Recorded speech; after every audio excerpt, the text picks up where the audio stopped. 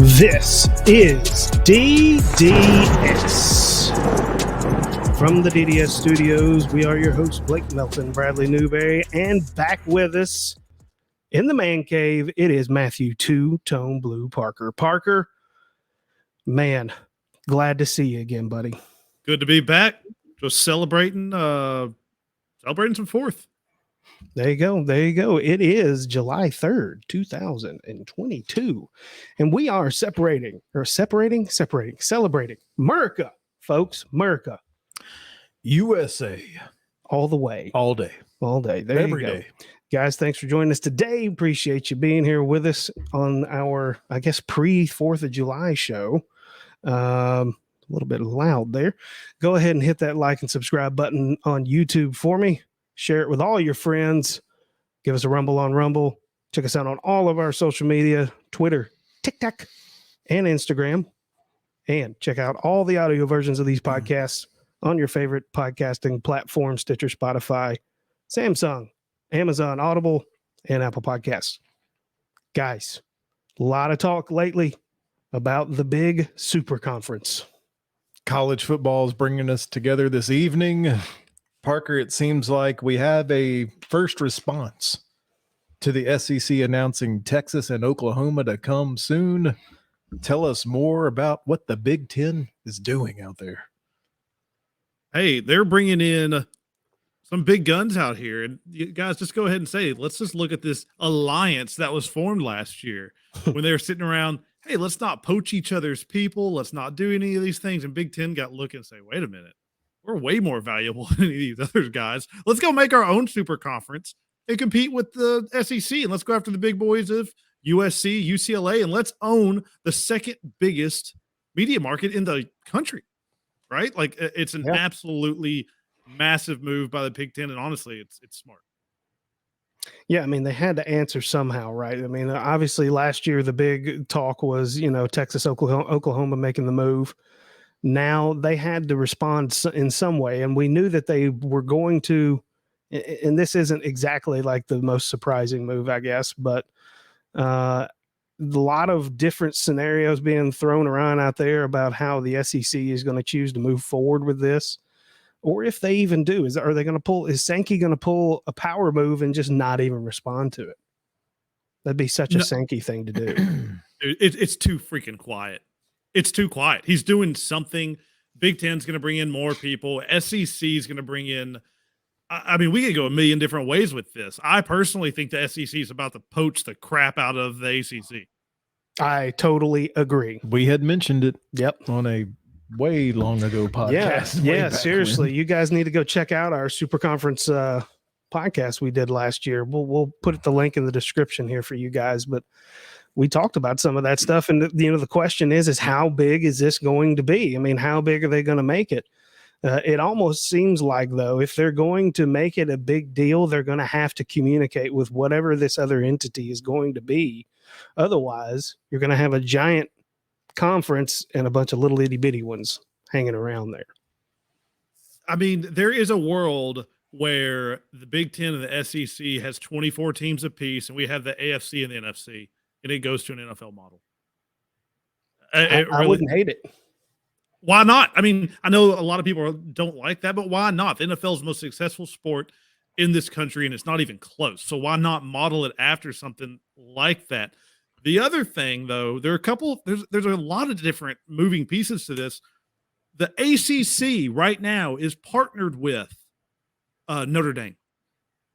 If the ACC could actually convince Notre Dame to join them, that's the biggest needle. That's the biggest needle mover out there. That could save that conference if they could do that. That's the only way I see them staying relevant. Can you clarify? Is this just a football model only, or would this apply to basketball, baseball, track and field, and others, or is it just a football model? In my AFC NFC thing, I believe it's a football model, but maybe it's not. Maybe it's a basketball thing, and you break away and you all right, you do your own little March Madness thing, and we call it whatever. They have the Super Bowl of college football, and they have to come up with some other name for it because you'd have most of the big schools in it, and they just completely break away. there are so many ways this thing could go. I mean, if you include basketball, all of a sudden, Kansas becomes a hot commodity of who people want to go poach next, right? They're kind of in the middle of all of it. Yeah, they are. And then look at it now. Like the big ones now, the speculation is that the Big-10 goes out and they're going to poach Oregon and Washington.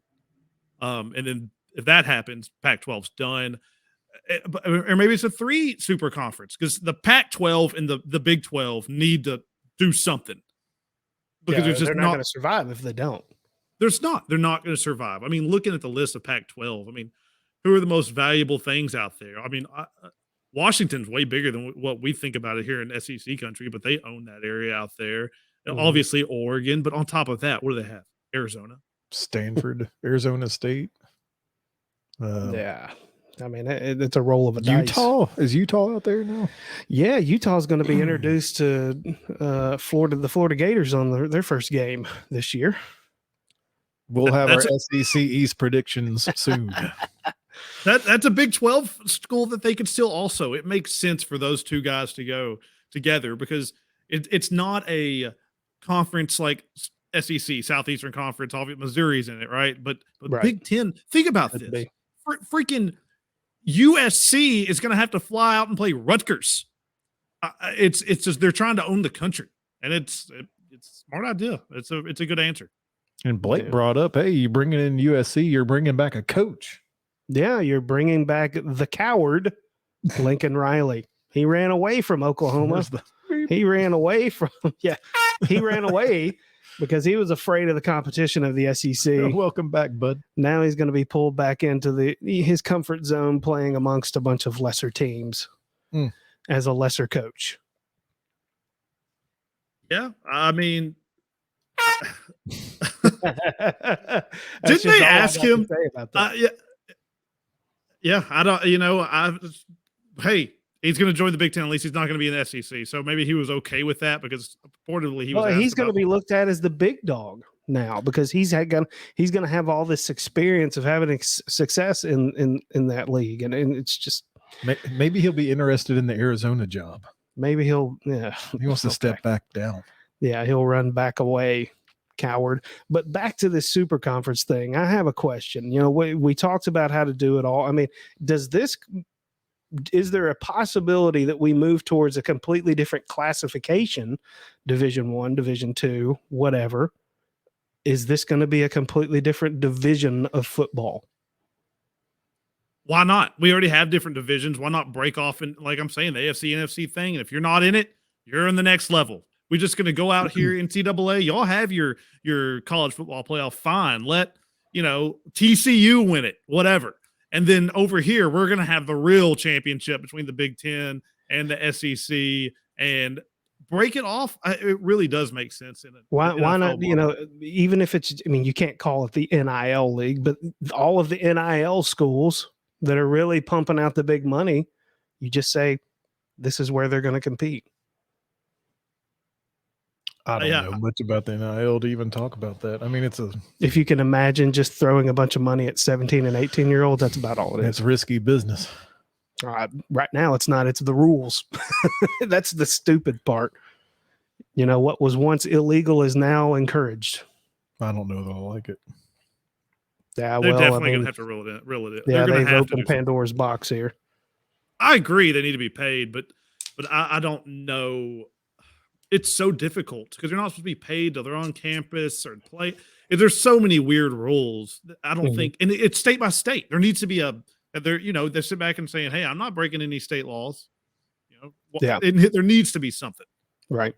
All right. So let's put a bow on this whole super conference thing here. So we talked about maybe having 24 teams, AFC, NFC type thing. Is that really the number that we're thinking? I mean, there's a lot of big name colleges out here in the Southeast and out West and all around the country. I mean, what's the number? Are there going to be 2 super conferences? Are there going to be 3? I mean, I guess in an ideal world, you could probably make 3 just because having 2 conferences that have 65 teams in each of them would be ridiculous. But well, I mean, let's start with the numbers that were coming probably in 2024, 2025. The numbers will be SEC at 16, Big-10 at 16. So right there, you have the NFL model. That's 32. I mean, just cut it right there. But we're talking about, Parker, the possibility of SEC 20, right? Big-10 20. Or could it jump up higher than that after these 16 and 16 models? I mean, what about the FSUs of the world and things like Clemson, that? Miami, Clemson, North Carolina. huge names out there. I think that maybe the ACC, Notre Dame, like Parker said, maybe if they can somehow grab the Notre Dame piece, then the ACC can survive and maybe be the third. Yeah, you could have an ACC super conference potentially. What I would love to see is Notre Dame to go to the ACC and Pac-12 and the Big 12. You get them all confused because of how many changing combined, and we could still have 4. I would like that. Would be my ideal situation, but I only see that if Notre Dame joins the ACC, because if not, the Florida State's going to the SEC, and there's going to own Florida State, Miami, and there's going to own the entire state of Florida. People think Clemson, but there are rumblings that Clemson actually wants to go to the Big 10. Although it makes way more sense for him to be in the SEC. And then what? Maybe North Carolina and Virginia Tech would be a great one. There's so many that you could add to it. I would love it to remain at 4. I really would, but it's going to take Huge 2 major undertaking things here. Huge undertaking.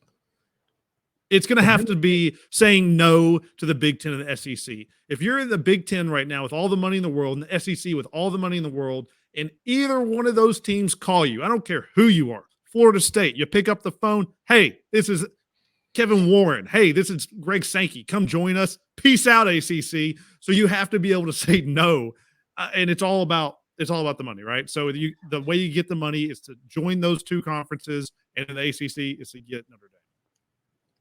Do you think there's any sort of collaboration that would go on between these 2 entities that would try to make it somewhat equal in number of teams?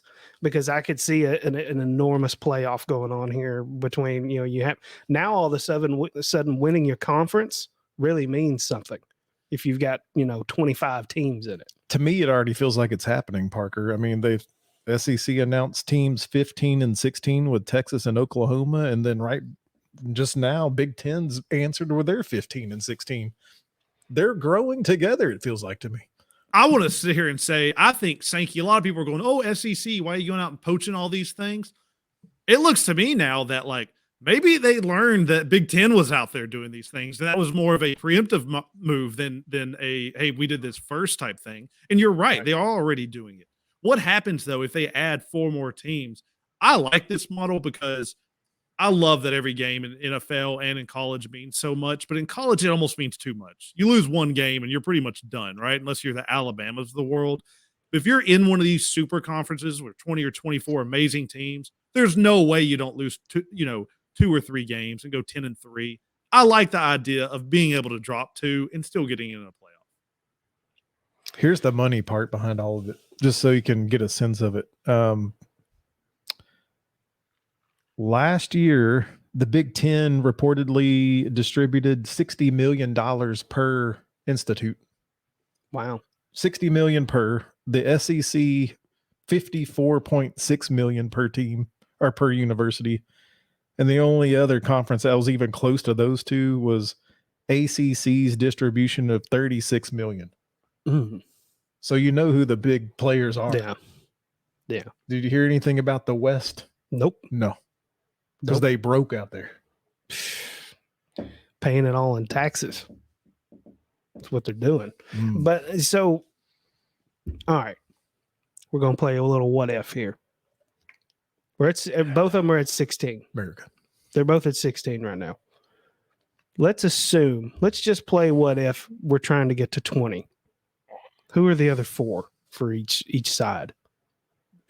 I think the 2 definites then for Big 10 would be Oregon and Washington would be 2 of them. And I think for SEC, my 2 nominations, I know we're getting to 4, but my 2 would be Florida State and Miami. You have to go with Florida State and Miami. Yeah, I agree. They have to own the state of Florida. You can't let that get away.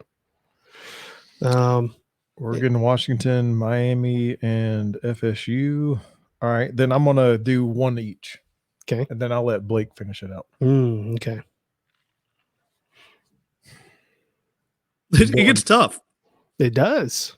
I'm going Kansas. Parker's already mentioned them. Mm-hmm. And I'm pulling the trigger on Clemson for the SEC. I think that's two solid ones. Yep. I really do.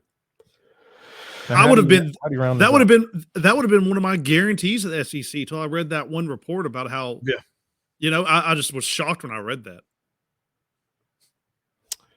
Man, y'all taking all the obvious ones off the table. Let you go last. Let's think about it. Yeah, We've talked about North Carolina. North Carolina's sitting out there. Mm-hmm.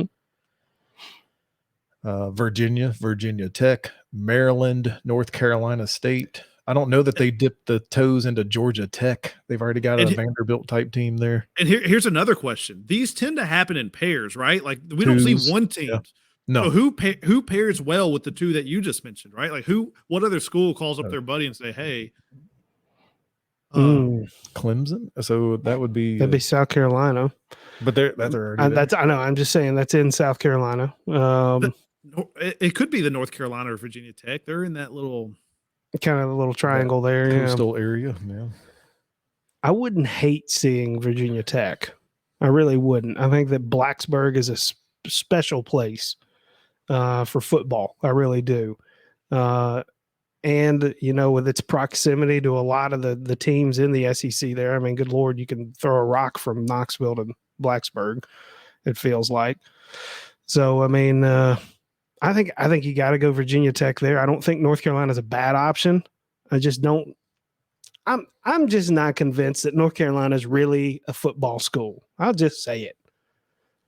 At least Virginia Tech has somewhat of a history. Does it also not feel that Duke, North Carolina would go to the same conference? That was my other thing. There's such a tie there. Yeah. There's such a tie there. Now out west, good Lord. I'm trying to think here what's left out there. Baylor big enough to bring into this thing? Arizona State? The Sun Devils? No, that's a joke. Boise. I was thinking Boise State. I don't think they're big enough though. I'm thinking of iconic. I'm looking more iconic than anything else. Oh, what about West Virginia? Ooh. But that seems like the wrong side of the globe. Yeah. For the other. Yeah. I don't know. They're all over the place. Yeah, I know. Hey, West Virginia will be in there with the Pitts of the world and Cincinnati's of the world. And yeah, you're right. Yeah, I'm thinking it's going to have to be either Baylor or it's going to have to be Boise State. And I don't know why I'm thinking Boise State, but I don't know. Arizona State might be where I lean. Yeah, well, just don't put any money on them. I'm not. Don't put any money on them. Yeah, I don't think it really matters, honestly. I mean, I think probably the smarter one would be for them to get into the state of Texas and take Baylor. Take some of that sting away from losing Texas and Texas A&M. Yes, trying to take some of that back. Yeah, that would be so. Yeah, there's my answer. I'm gonna go Baylor. I think that's the smart answer. And the SEC side was what? Virginia Tech. Tech, interesting. Yeah. Okay. I mean, I hear what you're saying about Georgia Tech. I thought about that for a second because then at that point you own the state of Georgia, but I think Georgia already owns the state of Georgia. All right. So, all right, Parker. So in our little quick thing that we did, that still to me leaves a scenario where ACC can survive. Yeah, we left a lot of big name schools. That leaves North Carolina, Duke, Maryland, Virginia, the possibility of Notre Dame, right? West Virginia's out there. Pitt. That leaves them in basketball, right? Yeah, basically leaves all the basketball schools. It's really what we're talking about here. Did we lose you? No. There, am I back? Yeah, you were never gone, my friend. Close to our heart. I was sitting here. I was trying to think where BYU is, it's been, y'all know, I mean, there's so much movement going on lately. I was trying to refresh my memory of BYU with TCU, where they would end up. It's what I was trying to think with the Holy War game. But anyway, I was going down a rabbit hole. Go ahead.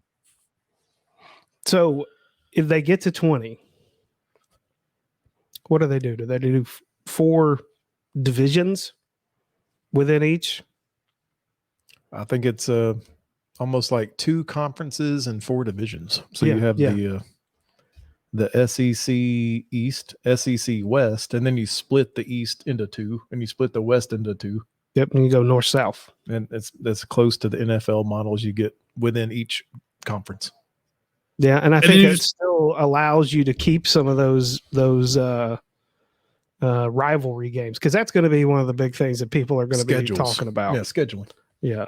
They don't want to lose, they don't want to lose the Tennessee-Florida game. They don't want to lose the Tennessee-Alabama game. They don't want to lose, Georgia-Florida, things like that. They don't want to lose Clemson-South Carolina. Rivalry games. Yeah. I mean, I think that they're going to have the opportunity to do that. And hopefully we learn about that in SEC Media Days coming up, because they're talking about that new SEC schedule. So I know one of the things they're going to debate, and to me it's clear. Do you play 8 conference games with 1 common opponent, or do you play 9 with 3 opponents that you would play every year? And I think it's a 3-9, because that could keep the Tennessee playing the Florida, Alabama, Vandy. I don't know, whatever. You'd play those 3, those opponents every year. I want Vandy on the schedule every year. Yeah, well, I mean, and if you're playing division games, you would play your 4 division rivals. Oh yeah, in that scenario. And then you'd have, because you got to think you don't have to play the freaking Missouris of the world. You don't have to. They're in the SEC. I know. I'm talking about the SEC East playing the SEC East. Missouri division. belongs in the most powerful conference in America. I'm talking about playing divisional opponents. Look at the flag behind us, right? They in America. Drew Lock is all I got to say. Drew.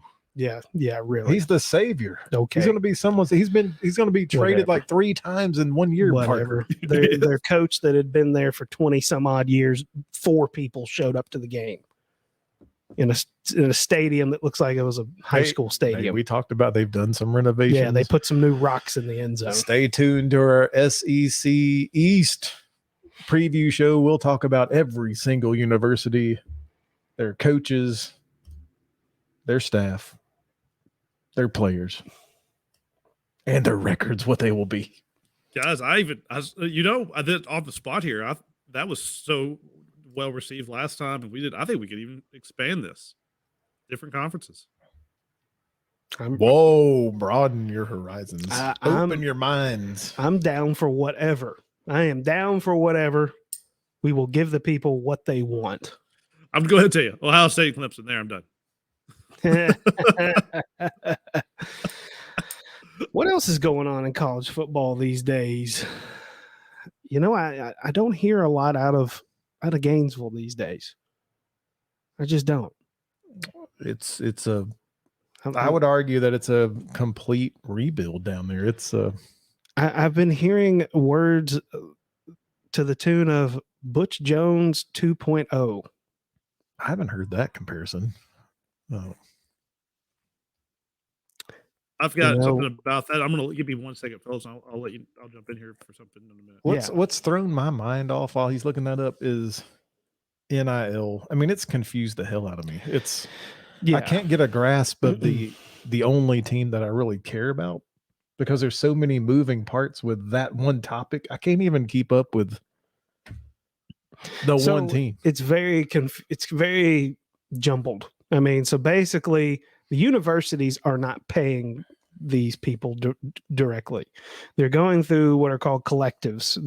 And the university is allowed to, I believe they're allowed to participate in funding some of the collectives, but it's mainly boosters and businesses that fund the collective to go out and sign these kids. And they are kids to whatever deals they are. And it is very complex. There's a lot of moving pieces. There's a lot of big numbers being thrown around. I think Arch Manning got something like 12 million or something like that, reportedly, which is amazing to me, Parker. I don't know if you caught our last podcast that we're guaranteeing a 17-year-old kid who hasn't even gone into his senior year in high school $12 million. That just seems amazing to me that we don't even know if this kid can throw the ball past the 50-yard line. I mean, he could go out there and he could stink it up. Everybody, I mean, look, Harrison Bailey was a 5-star, and he never saw the freaking field. You know, he left Tennessee and he couldn't make it any better than UNLV. Nothing against UNLV. I'm just saying it's a big step down from an SEC program. Hey, I mean, if you can get the money, get it, right? Grab it. I don't blame him. Yeah, I don't hate him. Sign me up, right? Where do I go? Right. But you're right. There's something that needs to be done, and I don't know what it is. My issue, I think, with what Florida's having, you bring in Billy Napier, right? Yeah. Right. You bring him in, you bring in this massive coaching staff, you're paying him a ton of money. LSU didn't even want him. They thought you would come in and bring in the recruiting usually bumps up with these new coaches, right? And I was reading something about this the other day, and I'm glad you brought this topic up because I'm looking at Rivals right now, the 2023 rankings for the next recruiting class. Y'all know, and this is just I feel like I could do this. Do y'all know where Florida is on this list, where they're ranked? Anyone want to take a guess? Are you just like saying ranked in the SEC or what kind of? No, I'm talking about ranked in the country, where they are at recruiting ranking. For which year? 2023. Yeah, for next year. Class is coming in. Because he just got hired. I'm not going to count this class. So this class, right? This one coming in. See if I think I've got it pulled up here. Let me. Man, I don't have any expectations that it's high. There we go. Well, is this what you're looking at, Parker? I was trying to pull up my computer, but my computer. So it was probably lower than. I'll just say right now on Rivals, it's 40th. I'm still going in 40. Yeah, the website is really slow. I don't know if that's my. Well, guess who's 41st? Oklahoma. Welcome to the SEC. That is true. But go above it. Illinois is 37th. And hey, we talked about this. I know we're in SEC country, so we kind of looked down on them a little bit. But number one on this list is a highly coveted team that we were talking about, Notre Dame. And there's Blake's Baylor at number 5. Yep. Texas Tech, a team that we didn't really talk about. Yeah, Texas Tech. That's surprising right there for me. Northwestern. Anyway. Northwestern. That's a joke. World? That's a joke. Purdue. That big football powerhouse. I honestly think if this is a true number at 40, I swear I believe the Florida Gators were probably at 60 before they hired their coach. But if you look, and that's getting bad. I mean, that one, this is class of 2023. If you look at class of 2022, this is a whole different thing. Number one on this, and it's not even close, is Texas A&M, because that was that whole deal with it's like the greatest recruiting class in the history of college football. Yeah, this was the one that Nick Saban and Jimbo got into it about just straight out calling them, cheaters, basically. And that was an interesting exchange. And I think Coach Prime got thrown into all this, and Coach Prime, he had some words for Coach Saban, and there's a new video out too, because if you remember, Jimbo was like, I don't know anything about anything, and there's a on the video on the field with one of the his assistant coaches, a pretty high up one, I forget what his name was, but at Texas A&M, the guy just goes, hey, look, you know what you're getting paid if you come play here. I mean, just straight up, just said it right to the players, which is fine, it's true, but don't give me this like you're better than thou stuff when you're doing the exact same. Well, and I found it interesting. Jimbo basically said that, hey, if you knew half the stuff that Nick Saban has done over the years, you'd probably be surprised. I think his quote was something to the effect that, he acts like he's the god of college football, and he said, well, you'd be pretty surprised, what the skeletons in God's closet are. I was screaming at the TV during that press conference because he was like, just dig into his past, I'm like, you stupid reporters. He's used to be like, ask ask him. Just ask him. Well, what is it, Jimbo? You coached with him? Tell me. Yeah, really. I mean, because he was probably part of it. But goodness gracious. Coming into 2022, by the way, this year, Florida's 20th. Indiana's 19th. Yeah, it's pretty crazy. The recruiting stuff is just so. That Florida thing has skyrocketed since they hired their coach. I swear they were in the 60s. I mean, it looked so bad during that transition period. Wonder if they've got 2021 on here, don't they? Yeah. Let's see what it says. Let's see where they started. Because Dan Mullen doesn't recruit during the season. Remember that? Oh, that's right. Look, that was what a stupid. Look, where are they? Where are they, Blake? Oh my God. I'm at 68, 69, 75. Vandy is 50th this thing. What? You're almost at 100. Where are they, Blake? They're not in the top even the 98. top 98 in 2021. Unless we missed them. Did we miss them? No, they gone. My God, really? Dan Mullen on our show, DDS, in an exclusive interview, said he does not recruit during the season. One game at a time, boys. Hold on to that rope. Mother rope. Hold on to that rope. I'm looking too. Wow. Yeah, they're not in the top. I just saw them. Scroll down to 10. Oh, shit. Come on, 10. Yeah, Jeez. right. 10? This is coming into 10. the 21. This is coming into the What is 2021 that? Is that season. Anthony Richardson by himself? Yeah, this is 10. coming into the 2021 season. So that's no good there. Whatever. Not good information there. We'll see how confident these three are in the SEC East prediction show coming soon. I will also say Texas is third on 2023 list. There's one big name y'all did a show about, but there is one name that puts them at number 3, right? Like without Arch, they are nowhere in that top 5. Probably not. I think Parker's right. I would say so. I mean, I when would you say get so. the big name quarterback, that's what put you in there. Anyway. Well, and you know, Brad and I discussed this on that podcast that we did. It is going to be very difficult now for college coaches that have highly recruited 5-star quarterbacks that also now have millions of dollars tied up in them with NIL deals. Are they going to be feeling pressure from administration, from outside sources to play these kids before they're even ready? Because guess what? They already have a 5-star number 1 recruit that just transferred in from Ohio State. Well, how's that going to happen? That's going to be a lot of. I mean, it's going to be almost like the NFL. They're going to be proving grounds here for coaches to be able to handle the egos of these highly touted players. You hope though that coaches, to win, you got to keep your job. So screw it. Hey, if this idiot wanted to pay this guy $9 million and we've got this other guy making nothing and he's better, yeah, surely the guy at $9 million is getting the first shot at it. But if the other guy's better, I would hope that just talent wins. But getting that big name quarterback is massive. I'm looking at the 2023 class. Since Arch Manning has verbally committed, they have had 10 recruits commit. Almost all of them 4 stars. Well, y'all saw the impact it had when y'all signed Nico, right? Oh yeah, I mean because It's the they're same thing. They go out and they recruit for you, basically. You know, I mean, and who wants to come play with Arch? Who wants to come play with Nico? Yep.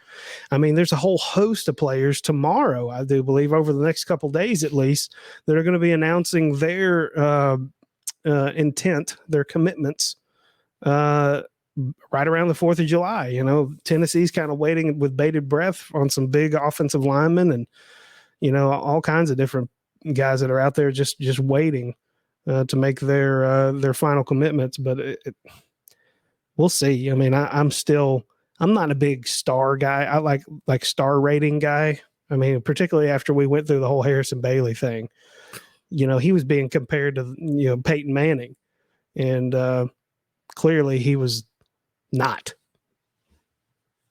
Yeah, just a little, just a little bit of an overreach there.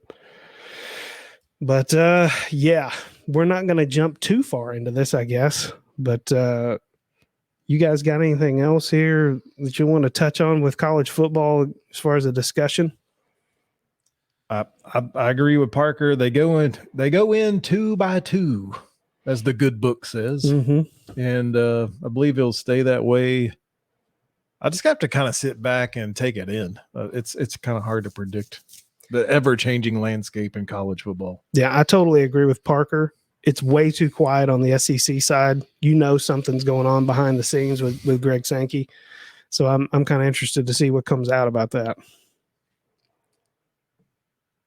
Y'all, we're going to be doing a podcast tomorrow because something's going to happen. I mean, it just is.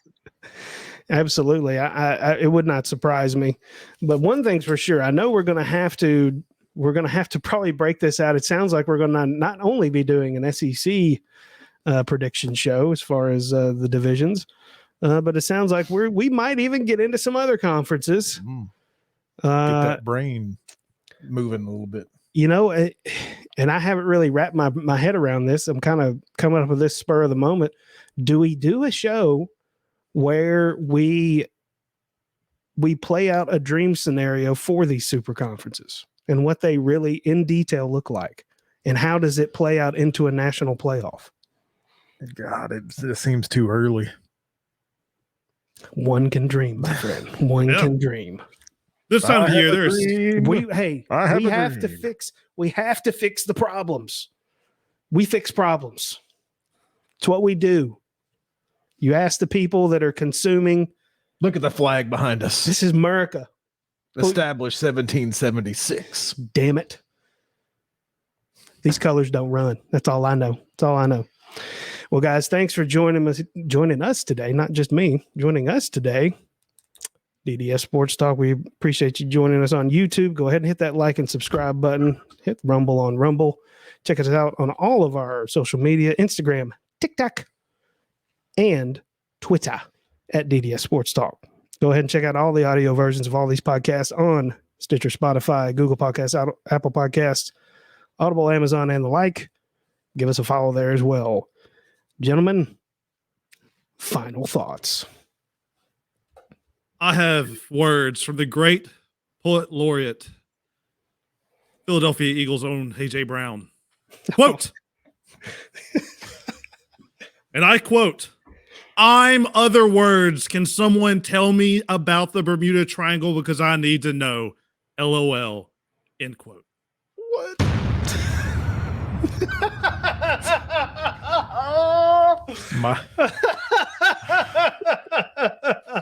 Someone his phone away. I'm other words. In other words, I'm other words. Oh God! I thought I had a good one. I know. Good Lord! All right. My final thought is, I'm taking us to Coney Island, New York, and the 2022 Nathan's 4th of July hot dog eating contest. Gentleman Joey Chestnut has won 14 out of the last 15 years. Last year, he set a record by swallowing 76 hot dogs and buns. How many will he deep throat this year, baby? That's America. Jesus Christ. Oh, all I know is that I cannot wait for Billy Napier to lose his job and Urban Meyer come back to the University of Florida. But as always, it is two-tone blue all the way. You guys be well.